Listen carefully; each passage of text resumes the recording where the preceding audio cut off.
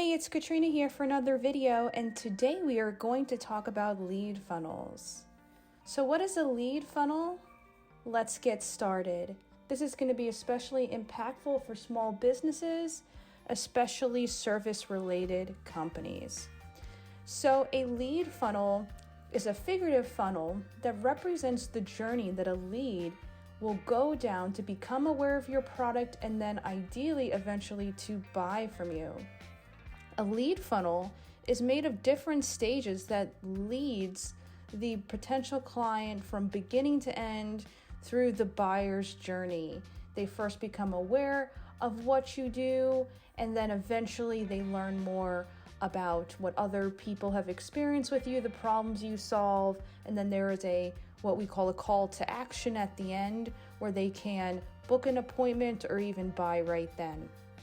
And there's 4 basic steps and components of lead funnels that you need to know. First is the awareness. This is the stage where your lead is initially becoming aware of your product or service and what you do, right? It's pretty obvious in the name. Interest is when that awareness has turned into something that could potentially lead into a sale. They are more interested in you and getting more information. Then there's the decision process. The decision is where they are weighing the pros and cons and seeing if you are the most suitable in comparison to maybe some of your competitors. And then action would be that final stage where they decide to take action or not. And there are 3 basic sections of a funnel. They abbreviate it as tofu, mofu, and bofu.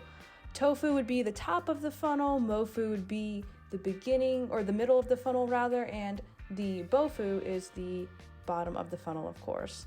So the awareness stage is what we would call the tofu or the top of the funnel. Ultimately, we want to create as much awareness as possible because the more people that know about us, the more information gets spread around, the more likely we are to have comments and overall engagements with our brand, and you really can't get enough of that because realistically, not everyone who is aware of you is going to turn into a sale, but you need people to be aware of you before you can convert into a sale. That is one of the many reasons why social media is also an important part of your lead funnel. You don't want to just have a lead funnel, you need to send traffic to your funnel pages. Then the second stage, which is the middle of the funnel, also called BOFU, involves targeting and the actual overall prospecting process. This is where most of the information gathering is taking place. Basically, you want to optimize this area to make sure the process is better and easier with less time spent to go through that buyer's journey. This is arguably the hardest part of this entire process, bar none. It's not even close. This is where you're going to be doing most of your testing and cross-referencing. If you're running ads, we suggest doing different versions of ads that are also related to this middle area. Okay, and then the MOFU or bottom of the funnel, which is basically where the lead is going to decide whether they think you're qualified to help with their problem or not. And they're either going to purchase or they're going to walk away. So your leads can either turn into a lead or not at this point. We use initiatives like social media, for example, to try to regain interest again in case somebody goes off page. That's a really good idea. Or ads like we were talking about earlier to retarget the lead. That's a great way to lead someone who was not normally going to buy back to the funnel, back to that conversion process. So when you have the actual sale take place on the page, I mean, that could be it, but our recommendation would be still to nurture those clients. If they bought something from you, chances are they might buy something again. And most of the time, you're going to find a lot of you guys, especially service-based industries, like we work with a lot of pest control companies, lawn care companies, things like that. In situations like that, the conversion is not necessarily a sale. It's the appointment to come to your location to do that cleaning estimate, to do the estimate of your lawn, see what it's going to take to get you on a maintenance plan, things like that. So the end of the funnel in a lot of cases should have a prompt to book with you right then and there. A built-in calendar would be good, some kind of contact form. Definitely a phone number and an email is highly, highly recommended. So let's talk about recycled leads. So not all leads, like we said, are immediately going to buy. We want to make sure that we have reasonable expectations. I mean, if you've ever looked at an ad or gone through a click funnel before and decided, hey, it's not for me, I mean, obviously other people are doing the same thing, right?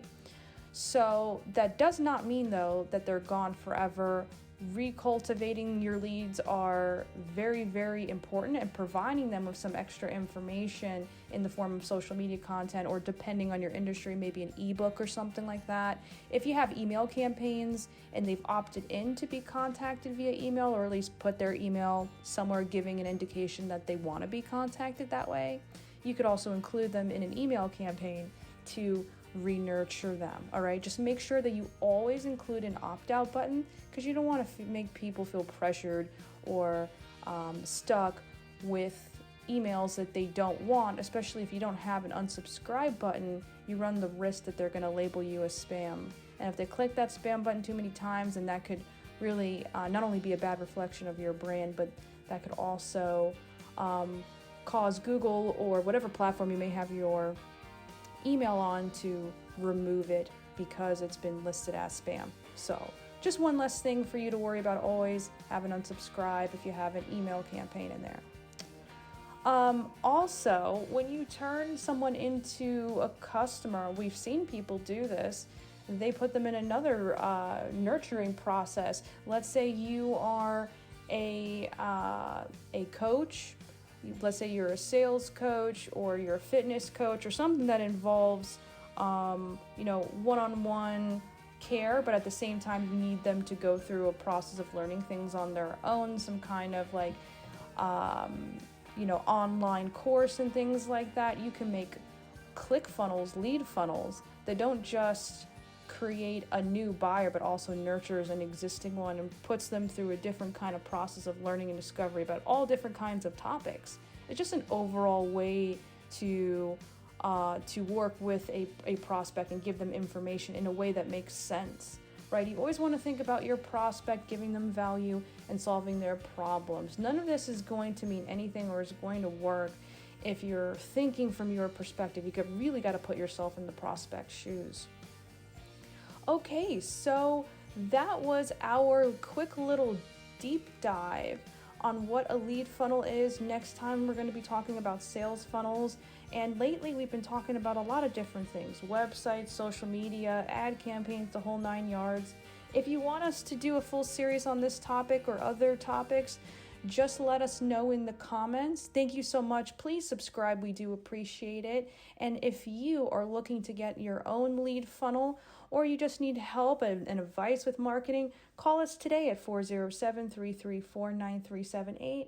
Again, that phone number is 407-334-9378.